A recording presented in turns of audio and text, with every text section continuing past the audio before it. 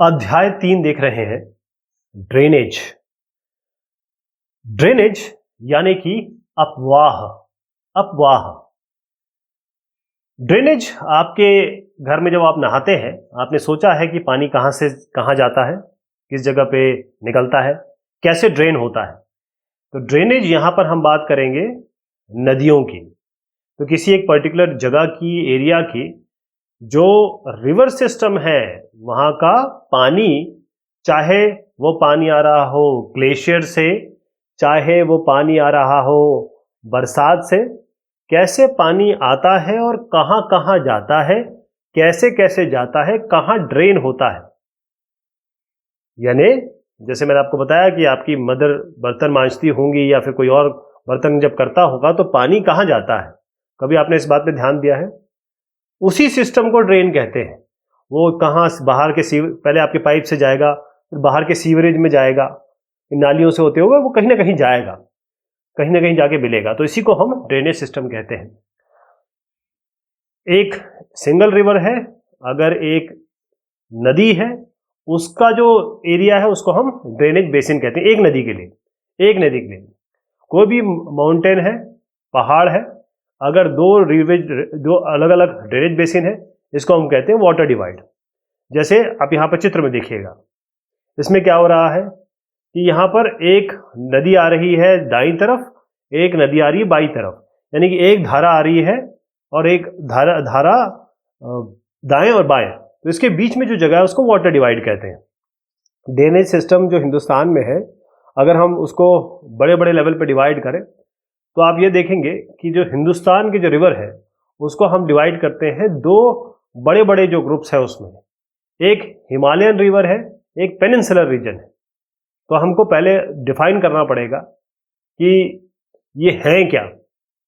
Define करेंगे तब आप समझ पाएंगे। यहां पर आते हैं, जरा पहले आप समझने की कोशिश करिए कि कौन कौन से इलाके हैं जिनकी चर्चा हम करने वाले हैं। ये मेजर रिवर्स है हिंदुस्तान की, जो मेजर रिवर्स है, मेजर नदियां कौन सी है। सबसे इंपॉर्टेंट जो है वो है, वैसे तो वो हिंदुस्तान में पूरी तरीके से नहीं है, वो 3 जगह से आती है, चाइना भी जाती है, हिंदुस्तान में भी है और पाकिस्तान में जाती है। इसको हम इंडस रिवर कहते हैं, इंडस। यहां पर देखें मिठालकोट, यहां पर ये झेलम में आके चेनाब, रावी, सतलुज, इंडस, ये सब आके यहां मिल जाती है और उसके बाद ये अरेबियन सी में जाके मिल जाती हैं। सारी नदियां, मैक्सिमम नदियां जो है वो गिरती ओशन में जाके, समुद्र में जाके मिलती मैक्सिमम। इसके अलावा एक जो बड़ी नदी हम जिसके बारे में बात करेंगे, भागीरथी अलकनंदा मिल जाती है देवप्रयाग में। फिर गंगा नदी का नाम बनता है, गंगा के बाद वो यमुना से मिलती है जाके इलाहाबाद में, जो प्रयागराज है अब। उसके बाद उसके साथ घाघरा है, गंडक है, सोन है, ये सब इसे, इसमें कहीं ट्रिब्यूटरीज हैं, कहीं आपको सब मिक्स करती हैं, कहीं डिस्ट्रीब्यूटरीज हैं और कोसी रिवर के साथ जाके मिलती है। और फाइनली हुगली रूट से होते हुए मेन कोर्स जो है वो तो बांग्लादेश में जाता है। मेन कोर्स इसका बांग्लादेश में। यहां पर देखें, एक और चीज है जिसे हम, बहुत इंपॉर्टेंट रिवर है जिसको हम शुरुआत में कहते हैं सांगपो। शुरुआत में इसको सांगपो कहते हैं। ब्रह्मपुत्र आगे जाके बनेगी, ये सांगपो जाती है। उसके बाद ये एकदम एक यू टर्न होता है, इसका शार्प टर्न हो जाता है नामचा बरुआ में। और उसके बाद ये हिल है, ये हिल नहीं, बेसिकली माउंटेन है, यहाँ पे काफी ऊंचाई है। सांगपो रिवर जो है यहाँ से U turn, sudden sharp turn लेती है, फिर दिहांग के साथ, लोहित के साथ ये ब्रह्मपुत्र बनती है। और इसी को ब्रह्मपुत्र, ये बहुत इंपॉर्टेंट नदी है नॉर्थ ईस्ट की। उसके बाद ये फिर बांग्लादेश में जाके मिलती है। तो गंगा और ब्रह्मपुत्र, गंगा वहां जाके वो बांग्लादेश में जाके मिलती है, और उसके बाद बांग्लादेश में मिलने के बाद फिर आगे जाके जब ये बांग्लादेश में आ जाती है तो उसको जमुना बोलते हैं, वहां पर जमुना बोलते हैं। फिर एक बहुत बड़ा एक सुंदर वन यहाँ पर बनाया जाता है, डेल्टा बनता है यहाँ पे। तो ये 3 जो आपको बड़े बड़े रिवर्स मैंने बताए, इसमें इंडस हो गए, गंगा हो गया, गंगा वाले हो गए, और फिर ब्रह्मपुत्र हो गए। और आप थोड़ा सा नीचे आएंगे, वहां पर पेनिनसुलर रिवर है, थोड़ा नीचे आइएगा। ये सारे पेनिनसुलर रिवर्स हैं। जैसे नर्मदा हो गया, तापी हो गया। अब कई सारी की सारी मैक्सिमम जो है वो बे ऑफ बंगाल में गिरती है, लेकिन कुछ जो है नर्मदा तापी ये जाके अरेबियन सागर में भी गिरती है। तो महानदी हो गई आपके, कावेरी है, कृष्णा है। इसके अलावा भी वाटर बॉडीज है, नदियों के अलावा सागर भी है, लेक भी है। कई आर्टिफिशियल है, कई ऑलरेडी भगवान ने दिए हुए हैं। जैसे आपका राणा प्रताप सागर, गांधी सागर, सांबर हो गया, चिलिका लेक हो गया, गोविंद बल्लभ पंत सागर हो गया, चिलिका लेक हो गया। ये वुलर लेक और चिलिका लेक का काफ़ी नाम लिया जाता है, क्योंकि इनका एक तो हिस्टोरियन, क्योंकि ये कैचमेंट एरियाज भी हैं। वुलर लेक जो होता है जम्मू कश्मीर रीजन के लिए कैचमेंट एरिया है, कश्मीर रीजन के लिए। इसी तरीके से चिलिका लेक हो गए। चिलिका लेक एक बहुत फेमस, बहुत इंपॉर्टेंट लेक है। बहुत सारे पक्षी यहाँ पर आते हैं एक समय के लिए, और ख़ास तौर पे जो इंडियन नेवी के लिए भी बहुत इंपॉर्टेंट है। उड़ीसा में है ये। फिर कोलेरू लेक है, पुलिकट लेक है। यहाँ पर कृष्ण सागर रिजर्वायर आप देख रहे हैं, नागार्जुन सागर है। ये सारे की सारी अपने वाटर बॉडीज़ की बात हम कर रहे हैं। ये हमारे मेजर रिवर हो गए। जैसे मैं आपको बता रहा हूँ कि हिंदुस्तान की जो मेजर रिवर्स है वो यहाँ दिखती हैं। अब हम जहाँ शुरुआत हमने की थी कि ड्रेनेज सिस्टम है, बेसिकली हम रिवर्स की बात करें, नदियों की, तो हम दो मेजर ग्रुप में हम कर देते हैं इसको डिवाइड। एक हिमालयन रिवर्स हो गई, दो हो गई नदियाँ जो हिमालयन रिवर्स कहलाती हैं, और उससे नीचे के इलाके में आएंगे उसे हम पेनिनसुलर रिवर्स कहेंगे। तो ये जो ऊपर के इलाके में आ रही हैं, इस हिमालय रेंज में है और हिमालय से पैदा हो रही हैं, वो हिमालयन रिवर्स हो गई। नीचे आएंगे आप, सेंट्रल हाईलैंड्स है, उसके जैसे नर्मदा के नीचे आते हैं तो आपका डेक्कन पेनिनसुलर आ जाता है। तो ये डेक्कन पेनिनसुलर जो है वो पेनिनसुलर रिवर्स है। पहले हम हिमालयन रिवर्स की बात करेंगे। यहाँ पर ये सारी की सारी जो है हिमालयन रीजन से आ रही है। वहाँ पर ग्लेशियर्स है, वहाँ पर बर्फ है, तो हमेशा पानी आता रहता है। इसका मतलब पेरिनियल है वो। पेरिनियल का मतलब ये होता है पूरे साल भर उसमें पानी रहता है। इन नदियों में पूरे साल भर पानी रहता है, तो ये बरसात से भी इनको पानी मिलता है। साथ में जो स्नो है, ग्लेशियर्स है, जो ऊपर बड़े बड़े माउंटेन्स हैं, उसमें जब स्नो पिघलता है वहाँ से आता है। इनका बहुत लंबा लंबा रास्ता है, बहुत लॉन्ग कोर्स है। मतलब इनका जो लेंथ है चलने, जहाँ से उद्गम होता है और जहाँ से ये सी को मिलते हैं, वो काफ़ी लंबा है। जैसे इंडस का 2900 किलोमीटर है, गंगा का तकरीबन शुरुआत से लेकर एंड तक अगर आप यहाँ पर आए, जहाँ तक वो बे ऑफ बंगाल में जाती है, तो 2500 किलोमीटर है इसका, गंगा का। जैसे मैंने बताया कि हिमालयन रिवर्स, यहाँ पर केवल नदियाँ ही नहीं होती, यहाँ पर ये मियांडर्स बनते हैं, ऑक्सबो लेक्स बनते हैं, बहुत सारे फीचर्स होते हैं। जैसे जहाँ जहाँ वो आते हैं फ्लड फ्रेम्स में, तो जहाँ जहाँ वो मूव करते हैं अलग अलग, क्योंकि स्थलाकृति अलग होती है, कहीं पर डिप है, कहीं पे हाइट है, कहीं पे कुछ और है, तो यहाँ पर ये अलग अलग स्ट्रक्चर बनाते हैं, जिसको हम मियांडर्स, ऑक्सबो लेक्स और डिपोजिशनल फीचर्स कहते हैं इसको। इसके बारे में भी हम चर्चा करेंगे। जो पेनिनसुलर रिवर्स पे आ जाइए। अब ऐसी रिवर्स जो हिमालय से नहीं आ रही है, हिमालय से इनका उद्गम नहीं है, जो लॉफ्टी माउंटेन्स की बात मैं कर रहा हूँ वहाँ से नहीं आ रही है। ये जो सीजनल रिवर्स है, ये इसमें कोई स्नो से तो आ नहीं रही हैं, ये सीजनल है।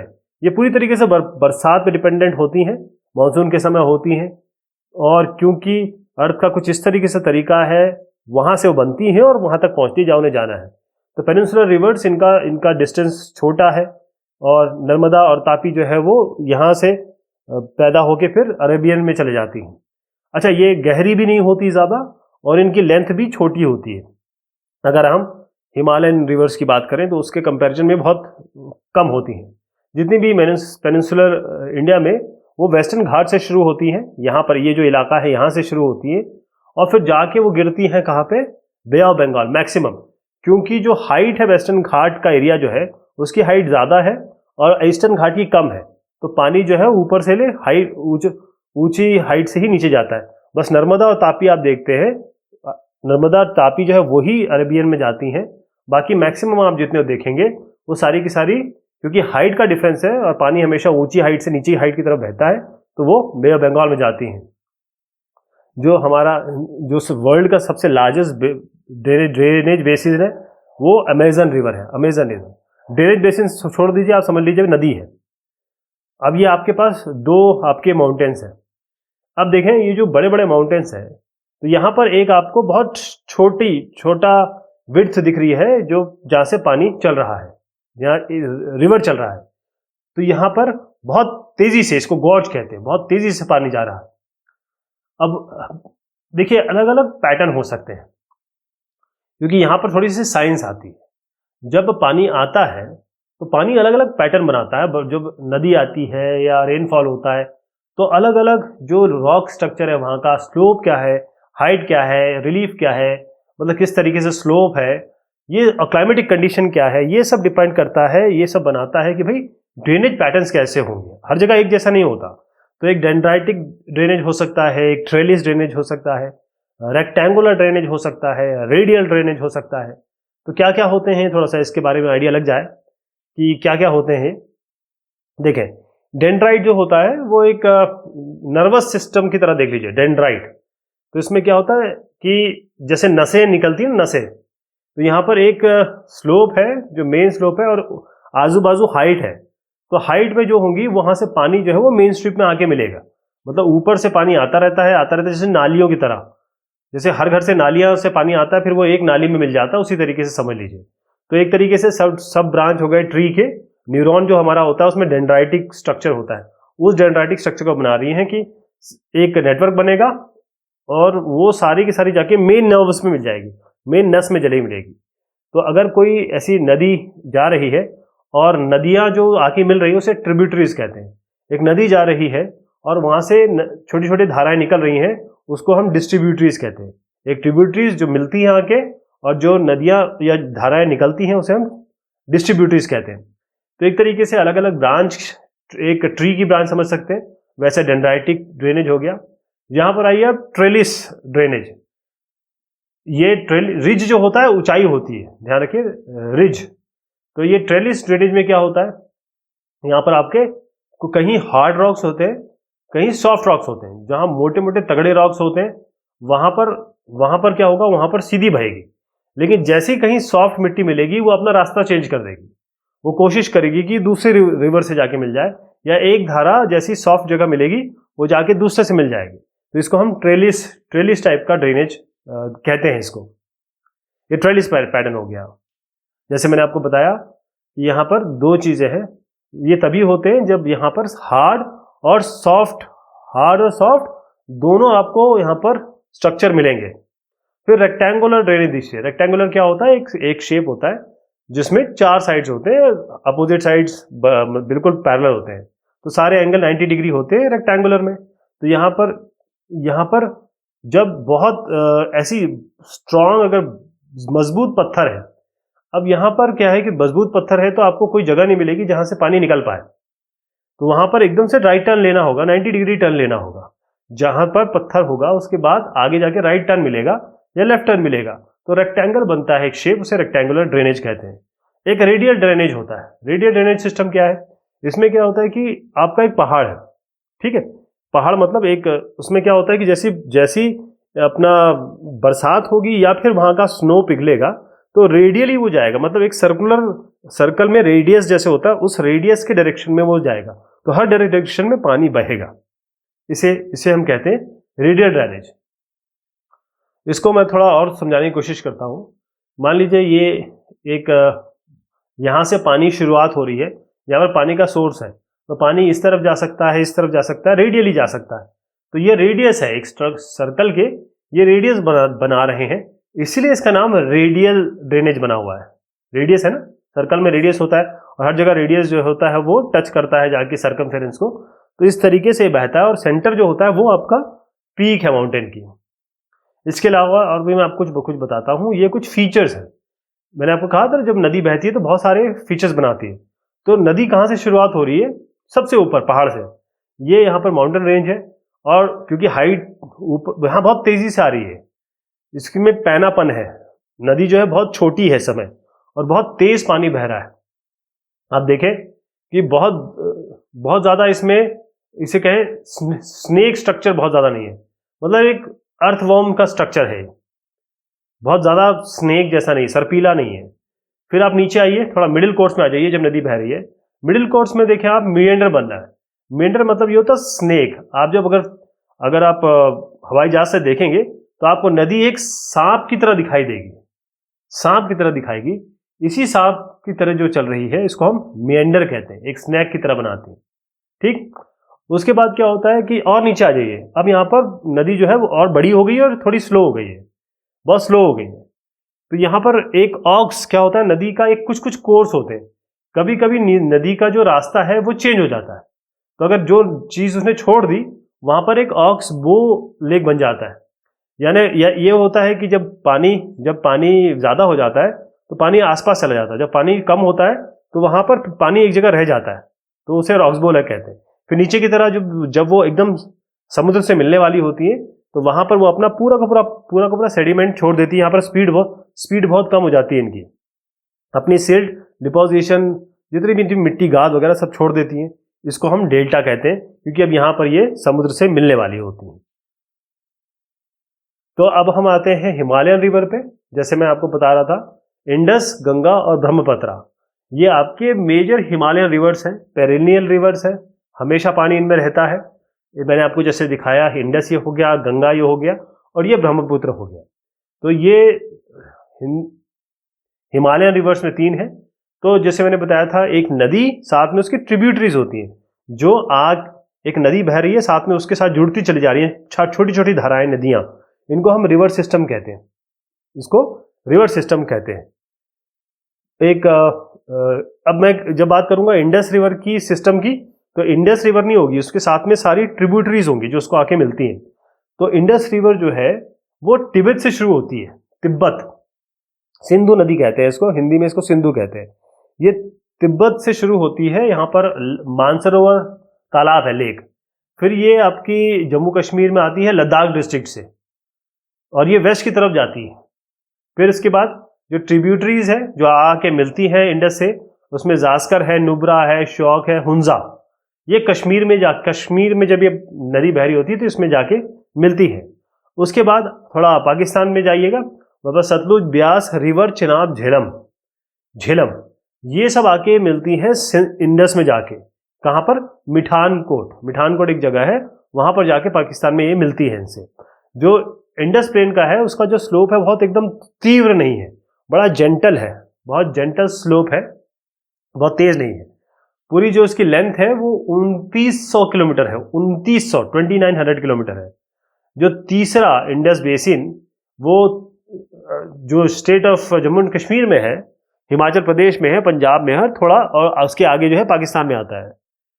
1/3 है, इसको थर्ड नहीं कहेंगे, मैं 1/3 बताना चाह रहा हूं कि 1/3 इसका जो हिस्सा है वो हिंदुस्तान में है, बाकी 2/3 हिंदुस्तान में नहीं है। कुछ तिब्बत में है, और क्योंकि चाइना में तिब्बत आता है तो उसके बाद कश्मीर रीजन में जाता है, लद्दाख में भी आता है, जम्मू कश्मीर में भी आता है, मेनली कश्मीर प्रोविंस में आता है।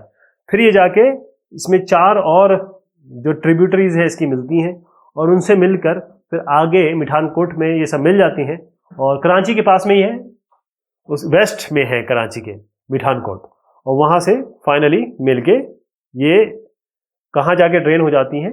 अरेबियन सी में। तो यहां से यहां तक, जहां से मानसरोवर लेक से शुरुआत होती है, वहां से नीचे तक ये 2900 किलोमीटर की रास्ता की दूरी ये तय करती है। तो इसके बारे में मैं आपको बता चुका हूं, हम चर्चा कर चुके हैं। अब हम आते हैं दूसरी 2 और हमारे पास जो ड्रेनेज सिस्टम्स हैं। अब गंगा सबसे ज्यादा इज्जत करने वाली पूजा होती है इसकी हमारे देश में। तो जो गंगा शुरुआत होती है गंगोत्री ग्लेशियर है, मतलब स्नो है। तो यहाँ पर शुरुआत जहाँ होती है वहाँ इसको कहा जाता है भागीरथी, जहाँ पर हम लोग नीचे आके गंगा कहते हैं, जहाँ से शुरुआत होती है उसे भागीरथी कहते हैं। और गंगा में आके जो जो नदियाँ मिलती हैं, जो जो ड्रेनेज मिलते हैं, इसमें सबसे पहली चीज जो है उत्तराखंड में देवप्रयाग का जो इलाका है वहां पर अलकनंदा मिलती है इससे। आप यहाँ पर देखें, यहाँ पर गंगा और अलकनंदा दोनों मिल रही हैं, ये देवप्रयाग है। दोनों मिलके एक नदी बनाती हैं, एक धारा बनाती हैं। उत्तराखंड में देवप्रयाग है। अब यमुना, यमुना कहाँ से आती है? यमुना भी एक ग्लेशियर ही है, यानी है तो स्नो, स्नो यानी बर्फ, बर्फ से निकल के आती है, यमुनोत्री ग्लेशियर से निकल के आती है। और फिर ये आके हाथ मिलाती है गंगा से, कहाँ पर? प्रयागराज में, इलाहाबाद में आके हाथ मिलाती है। तो गंगा यमुना मिल जाती हैं और इलाहाबाद में। फिर घाघरा, गंडक, कोसी, ये आपके नेपाल, हिमालय से निकल के आती हैं। चंबल, बेतवा और सोन, ये थोड़ा सा ड्राई एरियाज हैं, वहाँ से निकलती हैं। और फिर उसके बाद फरक्का में, यहाँ पर फरक्का जाके, यहाँ देखिएगा, यहाँ पर ये दो भाग में डिवाइड हो जाती है। फरक्का में जाके, वेस्ट बंगाल के पास है, एक भाग जो है उसको हुगली कहते हैं, भागीरथी हुगली, ये डिस्ट्रीब्यूटरी हो गई। और ये साउथवर्ड आती है हमारी तरफ की तरफ, ये जो मैं लाइन बता रहा हूँ, ये डेल्टाइक प्लेन है जो बे ऑफ बंगाल में जाके गिरती है। और उसकी जो मेन स्ट्रीम जो है वो जाती है बांग्लादेश, बांग्लादेश में जाती है। फिर ये मिलती है जाके ब्रह्मपुत्रा, जो कि उधर से आ रही है, नॉर्थ ईस्ट से चली आ रही है, वहाँ जाके मिलती है। तो अगर हम पूरा इसका डिस्टेंस लें, मेन स्ट्रीम जो है वो हमारे हिंदुस्तान में नहीं है, ध्यान रखिएगा। गंगा जो है वो केवल फरक्का तक है, उसके बाद फरक्का के बाद हमको जो मिलता है वो डिस्ट्रीब्यूटरी मिलती है। उसकी असली जो गंगा है वो पहुंच जाती है बांग्लादेश। वहाँ पर जो टोटल लेंथ आप देखेंगे तो 2500 किलोमीटर है गंगा रिवर सिस्टम की। इंडस का जो है, जो सिंधु नदी है, वो 2900 किलोमीटर है, ये 2500 किलोमीटर है। अब हम सुंदरबन डेल्टा पे आते हैं, बहुत बड़ा नाम है, काफ़ी चर्चा होती है। ये डेल्टा है जो गंगा और ब्रह्मपुत्रा जब मिल जाती हैं और जाके ये जब ये बे ऑफ बंगाल में, बंगाल की खाड़ी में गिरती हैं, ड्रेन होती हैं, तो इसी को हम, उस इलाके को, ये यहाँ पर सुंदरी ट्री है, यहाँ पर इस जगह पे सुंदरी ट्री मिलते हैं, यानी कि सुंदरी फॉरेस्ट कह सकते हैं आप। यहाँ पर इस मार्शी लैंड में ये बढ़ते हैं और इसीलिए इसको सुंदरबन डेल्टा कहते हैं। सुंदरबन डेल्टा जो है वर्ल्ड के सबसे बड़ा डेल्टा है। देखिए आप, बहुत बढ़िया चीज मिलती है यहाँ पे, जैसे रॉयल बंगाल टाइगर यहाँ मिलता है। तो अब कुछ चीजें इसमें और बताने की जरूरत पड़ेगी। पहली चीज ये है कि इंडस वाटर ट्रीटी 1960 में ये हुआ था कि इंडिया जो है वो केवल 20% यूज कर पाएगा। जो सिंधु नदी है उससे 80% जो पानी है वो पाकिस्तान यूज करेगा, क्योंकि पाकिस्तान बहुत ड्राई एरिया है, पाकिस्तान बहुत एरिड एरिया है।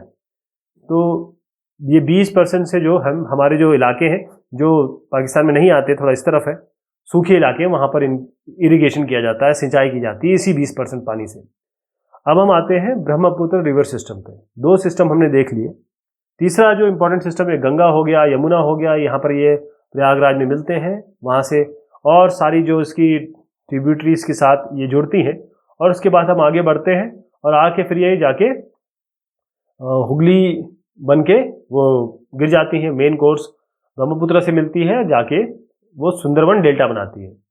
तो गंगोत्री से यहाँ तक अगर आप देखें तो 2500 किलोमीटर इसकी यात्रा है टोटल। जब हम ब्रह्मपुत्र रिवर सिस्टम पे आते हैं तो ब्रह्मपुत्र जो होती है वो शुरुआत होती है इसकी मानसरोवर लेक, लेकिन ये ईस्ट में होती है, ठीक है, उत्तर पूर्व की तरफ मानसरोवर लेक में, वहां से शुरुआत होती है। और जहां से इंडस शुरू होती है, इंडस जो है बाएं की तरफ चली जाती है, और सतलुज जहां से शुरू होती है वहीं से ब्रह्मपुत्र की भी शुरुआत होती है। अब इसमें क्या है कि जो जाके मिलते हैं ब्रह्मपुत्र में आगे के कोर्स में, उसमें दिबांग है, लोहित है। अब ये ईस्टवर्ड जाती है, पूर्व की तरफ बढ़ती है, हिमालय के पैरेलल जाती है पहले ये, क्योंकि वहां पर उसको नीचे आने की जगह नहीं मिलती। लेकिन जैसे ही उसको यू टर्न करने की जगह मिलती है, नामचा बरवा में जाके जो माउंटेन है, वहां से वो सीधा हिंदुस्तान के अंदर घुसती है, आती है अरुणाचल प्रदेश के थ्रू, एक गॉर्ज के थ्रू, जो मैंने आपको दिखाया था गॉर्ज क्या कहते हैं, यहाँ पर इसको दिहांग कहते हैं। फिर ये दिहांग के साथ ये दिबांग मिल जाता है, दिहांग है, उसके बाद दिबांग, लोहित और बहुत सारी उसकी और धाराएं हैं जो आके मिल जाती हैं। तिब्बत में क्या होता है, बहुत कम पानी होता है, इसमें गाद बहुत कम होता है, मिट्टी बहुत कम होती है, और काफी ठंडा एरिया, ठंडी होती है और ड्राई एरिया है वहाँ पे, तो उसमें उतना ज्यादा पानी नहीं होता है उस जगह पे जहाँ पर ये इलाका बात कर रहा हूँ। लेकिन जब हिंदुस्तान में जब आती है तो यहाँ पर पानी बहुत हो जाता है, यहाँ पर इसके बाद काफ़ी पानी जमा हो जाता है, अच्छा खासी गाद जमा हो जाती है, मिट्टी जमा हो जाती है। इसके बाद ये रिवराइन आइलैंड बन जाते हैं। रिवराइन आइलैंड मतलब जो रिवर के अंदर जो आइलैंड होते हैं, जैसे सी में आइलैंड होते हैं ना समुद्र में, वैसे यहाँ पर आइलैंड बन जाते हैं। हर एक साल जब बरसात होती है तो ब्रह्मपुत्र जो है वो ओवरफ्लो करती है, तो हमेशा हमेशा के हमेशा यहाँ पर बाढ़ आती है आसाम और बांग्लादेश में। आसाम और बांग्लादेश में हमेशा इस नदी के कारण क्या होता है, नुकसान होता है, फ्लड आती है, पानी बहता है। तो जैसे मैं आपको ये दिखा रहा था, ये सारे लोहित दिबांग ये सब मिलते हैं, फिर आके जैसे मैंने आपको पहले कई मरतबा हमने डिस्कस किया कि ये आके मिलती है, जो गंगा है उससे मिलती है। ये जो पॉइंट्स मैं बता रहा हूँ, ये जो वो सारे पॉइंट्स हैं जो इंपॉर्टेंट है समझने के लिए कि कहाँ से चीज़ें आ रही हैं, एंटर कर रही हैं और कहाँ से कहाँ तक जा रही हैं। जैसे मैंने आपको कहा कि सतलुज हो गए और आपका ब्रह्मपुत्र हो गए, सब मानसरोवर के आसपास ही शुरुआत होती है इनकी। मानसरोवर लेक जो तिब्बत में है। अब जो ब्रह्मपुत्र है इसको तिब्बत में बोलते हैं सांगपो नदी बोलते हैं। जब ये बांग्लादेश में आ जाती है, जब ब्रह्मपुत्र, उसको जमुना बोलने लगते हैं। तो अलग अलग जगह अलग अलग इनके नाम हैं। अब हमने अलग अलग रिवर्स देख लिया, थोड़ा सा हम नीचे की तरफ आते हैं। अब हम पेनिनसुलर रीजन पे आ रहे हैं। तो यहाँ पर जो वाटर डिवाइड है वो वेस्टर्न घाट है। वेस्टर्न घाट, जो वेस्टर्न घाट का इलाका है, वहाँ से शुरुआत होती है। जो इंपॉर्टेंट रिवर्स है वो है महानदी, गोदावरी, कृष्णा, कावेरी। वो क्या है, वो पूर्व की तरफ बहती है। वो पूर्व की तरफ बहती है और जाके बे ऑफ बंगाल में जाके वो निहित हो जाती है, मिल जाती है, जज्ब हो जाती है, ड्रेन हो जाती है। तो वो सब बाएं हाथ से चलती है, दाएं की तरफ जाती है। अगर यहां से देखें आप, नर्मदा और तापी जो है वो दाएं हाथ की तरफ से चलती है, बाएं की तरफ जाती है। इसका मतलब ये थोड़ी वही बड़ी नदियां, बहुत बड़ी नहीं है लेकिन ऐसी नदियां हैं जिनका नाम लिया जा सकता है। वो जाके गिर जाती है किसमें, अरेबियन सी में, एस्चुअरीज बनाती हैं यहाँ पे। तो यहाँ पर पानी आके रुकता है जब वो पहुंचने वाला होता है सी में। तो सी जो होता है, जो सी होते हैं, समुद्र का पानी स्लिट को लेके जाता है, इसे एस्चुअरी कहते हैं। अब आइए नर्मदा बेसिन पे, जरा इसका चित्रण मैं आपको दिखा दूं। ये है, क्योंकि नर्मदा रिवर बहुत जरूरी हो गई। नर्मदा का नाम भी आपने काफी सुना होगा, और क्योंकि नर्मदा ही आपका जो सेंट्रल हाईलैंड्स है और नीचे जो पेनिनसुलर रीजन है उसको डिवाइड भी करता है। ये नर्मदा रिवर डिवाइड करती है। तो नर्मदा जो होती है वो अमरकंटक हिल से शुरू होती है मध्य प्रदेश में। तो जरा डिटेल पे जाते हैं, हम एक एक करके इसको देखेंगे, ये सारे बेसिन हो जाएंगे। फिर मैं आपको इनको एक्चुअल जगह पे दिखाऊंगा, इसको क्या, कहाँ, किस तरीके से। यहां पर नर्मदा को देखिए, नर्मदा जो है कहां से शुरुआत होती है इसकी, नर्मदा बेसिन की, इसकी शुरुआत होती है अमरकंटक हिल से। कहां से, अमरकंटक मध्य प्रदेश में है। और ये आप देखिए पूर्व से पश्चिम की तरफ जाती है। और जो भी इसकी ट्रिब्यूटरीज है नर्मदा की, बहुत छोटी हैं और 5 राइट एंगल्स पे जाके मिलती हैं। जो भी इससे मिलती हैं 90 डिग्री में मिल जाती है। तो नर्मदा बेसिन जो है वो मध्य प्रदेश और गुजरात में बहती है। उसके जस्ट नीचे आप देखें तो तापी है। नर्मदा के जस्ट नीचे जो है तापी है। ये कहाँ से शुरुआत होती है, सतपुड़ा के जंगलों से, सतपुड़ा के पहाड़ों से, वहाँ के जंगल से। बैतूल डिस्ट्रिक्ट है मध्य प्रदेश में, वहाँ से ये भी रिफ्ट वैली की तरफ जाती है। रिफ्ट वैली से जाती है, जैसे जैसे नर्मदा जाती है वैसे ये जाती है। और इसकी जो लेंथ है बहुत छोटी है, नर्मदा के से कंपेयर करें तो काफ़ी छोटी है। अब यहाँ पर ये कौन कौन सी जगह ये कवर करती है, मध्य प्रदेश, गुजरात और महाराष्ट्र। तापी और जो वेस्ट फ्लोइंग रिवर्स है इसमें साबरमती, माही, भारतपुजा और पेरियार। तो ये सारी वेस्ट की तरफ जाती है ना। अब हम गोदावरी पे आते हैं। अब गोदावरी पे आ जाए, गोदावरी जो है कहाँ से शुरू हो रही है, कहाँ पर बह रही है, ये गोदावरी जरा ऊपर की तरफ है, हाँ ये गोदावरी हो गया। तो ये वेस्ट से ईस्ट जाएंगी, पश्चिम से पूर्व की तरफ जाएंगी। अब जो बता रहा हूं पश्चिम से पूर्व, तो कहां से शुरू होती है, वेस्टर्न घाट। ये वेस्टर्न घाट से शुरू होती है। नासिक एक जगह है, डिस्ट्रिक्ट है महाराष्ट्र में, वहां से इसकी शुरुआत होती है। ये सबसे बड़ी पेनिनसुलर रिवर है, ये बस ध्यान रखिए, ये क्वेश्चन पूछा जाता है। सबसे बड़ी जो पेनिनसुलर रिवर है वो आपकी गोदावरी है। इसकी ट्रिब्यूटरीज क्या है, कौन कौन सी नदियां हैं जो इससे आके मिलती है, पूर्णा, वर्धा, प्राणहिता, मांजरा, वैनगंगा और पैनगंगा, ये सब आके मिलती है गोदावरी में। कौन कौन सी जगह बहती है ये, महाराष्ट्र, मध्य प्रदेश, उड़ीसा और आंध्र प्रदेश। फिर जाके वो कहाँ मिल जाती है? बंगाल की खाड़ी या बे ऑफ बंगाल में। और टोटल लेंथ इसकी कितनी है? अच्छी खासी है, 1500 किलोमीटर है। क्योंकि इसकी लेंथ इतनी अच्छी खासी है, इतनी बड़ी है, इसीलिए इसको दक्षिण गंगा कहते हैं। यानी इसकी लेंथ इतनी ज़्यादा है कि जैसे हमारे ऊपर नदन प्लेन में गंगा है, इसी तरीके से इसको दक्षिण की गंगा कहा जाता है, दक्षिण की गंगा। अब हम महानदी की बात कर रहे हैं, ये जो इलाका मैंने बताया आपको। महानदी जो है वो छत्तीसगढ़ से शुरू होती है, जो हाईलैंड से हमेशा ऊंची जगह से पानी शुरू होता है, नीचे की तरफ जाता है, फिर उड़ीसा के थ्रू ये जाता है बे ऑफ बंगाल में, बे ऑफ बंगाल में, और उसके बाद इसमें महाराष्ट्र, छत्तीसगढ़, झारखंड, उड़ीसा ये सारे जगह आते हैं। टोटल लेंथ इसकी 860 किलोमीटर है। कितनी है? 860 किलोमीटर। अब हम कृष्णा की बात कर रहे हैं, अब हम कृष्णा की बात करेंगे, कावेरी की बात भी करेंगे। जो कृष्णा है वो महाबलेश्वर, वहाँ महाबलेश्वर से शुरुआत होती है, झरने वहाँ पे।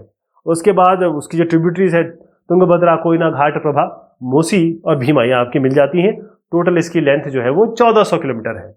फिर इसमें ये कहाँ की तरफ बहती है? महाराष्ट्र, कर्नाटका और आंध्र प्रदेश, ये सब इलाके जो इसको कवर करती है। अब कावेरी बेसिन पे आ जाते हैं। कावेरी जो नदी हो गई, इसमें क्या क्या आएगा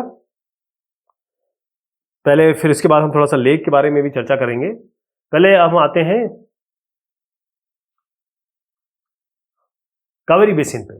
कावेरी जो नदी हो गई, ये भी बड़ी एक इंपॉर्टेंट नदी है, और ये शुरू कहां से होती है? ये है ब्रह्मगिरी।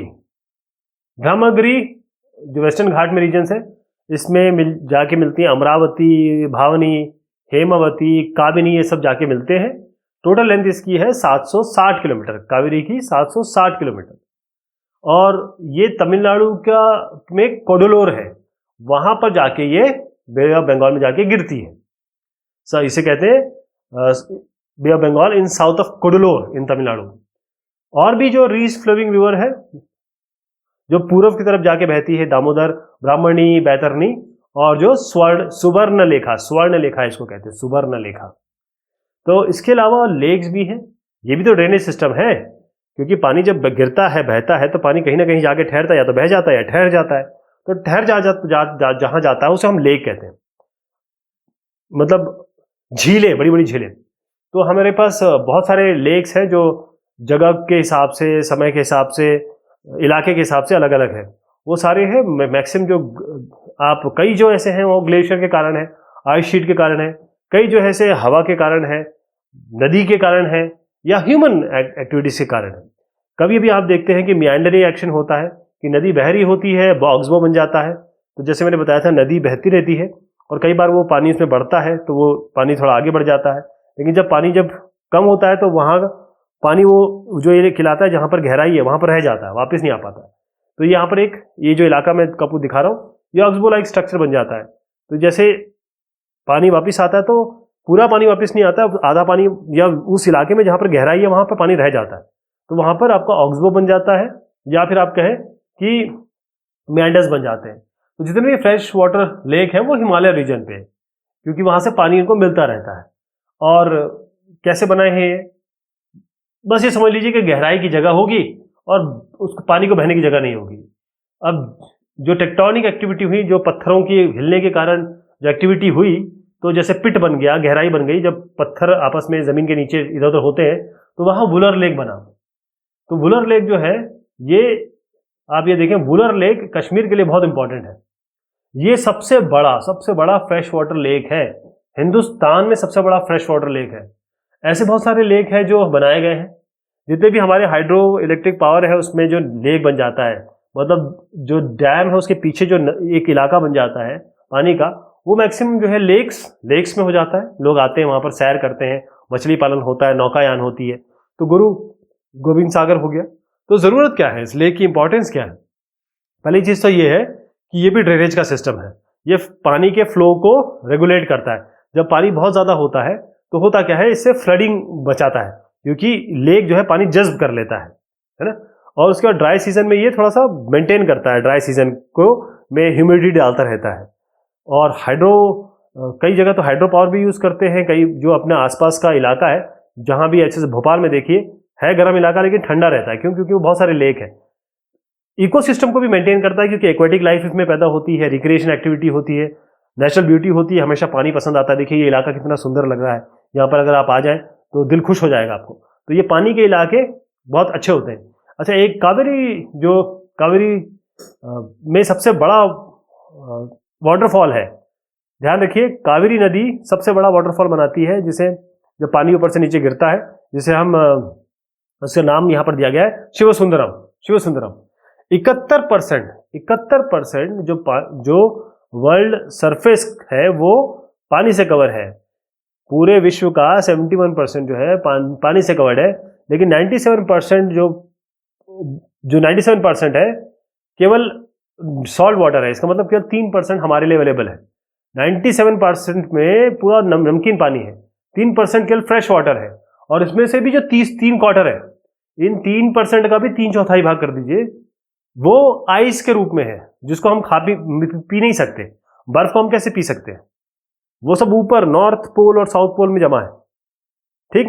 तो ये 97% नमकीन पानी, 3% बचा, 3% का भी 3/4 नमकीन, ये जो ग्लेशियर हो गया। तो आप सोचिए कितना कम पानी है हमारे लिए। पानी बहुत जरूरी है। पानी, किसने कहा कि मोती मानस चून, पानी बिना सब सून। तो रिवर्स की ज़रूरत भी है इसमें, क्योंकि इकोनॉमी में बहुत ज़्यादा इंपॉर्टेंट रोल होता है। आप देखें, पुराने समय से मैक्सिमम लोग, चाहे आप गीता में देखिए, कुरान में देखिए, या किसी भी धर्म ग्रंथ में ले लीजिए, जो भी सभ्यताएं पैदा हुई हैं वो रिवर के आसपास से हुई हैं। लोग आते थे वहाँ पे, क्योंकि पानी मिलता था, इरिगेशन होता था, जानवरों के लिए पानी हो जाता था, इंसान के लिए पानी हो जाता था, और वहाँ पर रास्ते भी होते थे। लोग अपने बोट वगैरह के थ्रू आते थे। इसके अलावा रिवर जो होता है वो पानी के लिए, नेविगेशन के लिए, मूवमेंट के लिए, ट्रांसपोर्ट के लिए, हाइड्रो पावर के लिए यूज होता है। लेकिन दिक्कत ये है कि हम कर रहे हैं पॉल्यूशन। हमारी जो पानी है उसकी ज़रूरत बढ़ती चली जा रही है, चाहे घर के लिए हो, चाहे हम समाज के लिए यूज़ करें, चाहे इंडस्ट्री के लिए यूज़ करें, चाहे हम खेती के लिए यूज़ करें। पानी की ज़रूरत बढ़ती चली जा रही है, बढ़ती चली जाती है, और इससे क्या हो रहा है, क्वालिटी जो पानी की गुणवत्ता है वो ख़राब हो रही है। इसका मतलब बहुत सारा जो पानी है वो हम रिवर में डालते चले जा रहे हैं, और बगैर उसको ट्रीट किए हुए। इससे क्या हो रहा है कि ज़्यादा के ज़्यादा, क्योंकि अब हमारे यहाँ कोई ऐसा सिस्टम तो है नहीं कि भाई पानी साफ है कि नहीं है, सीधा डाल दिया पानी में, आगे चल के वही पानी कोई पी रहा है, उसी पानी में पूजा कर रहा है, उसी पानी को अपने चरणों में लगा रहा है। तो वो सारी चीज़ें जो चल रही, गंदगी लोग डाल रहे हैं। तो देखिए, रिवर सेल्फ क्लींजिंग तो होती है, रिवर अपने आप को क्लीन करती रहती है, लेकिन अगर आप उसके ऊपर बोझ डाल देंगे तो वो नहीं कर पाएगी। तो जो नदियों में जो पोल्यूशन हो रहा है, इससे बहुत सारे एक्शन प्लान किए गए ताकि क्लीन किया जाए वाटर को, जैसे नेशनल रिवर कंजर्वेशन प्लान है, NRCP है, गंगा क्लीनिंग प्लान है, ये सब किए गए। तो ये बात हुई इस चैप्टर की। बहुत शुक्रिया, बहुत मेहरबानी आप सभी की।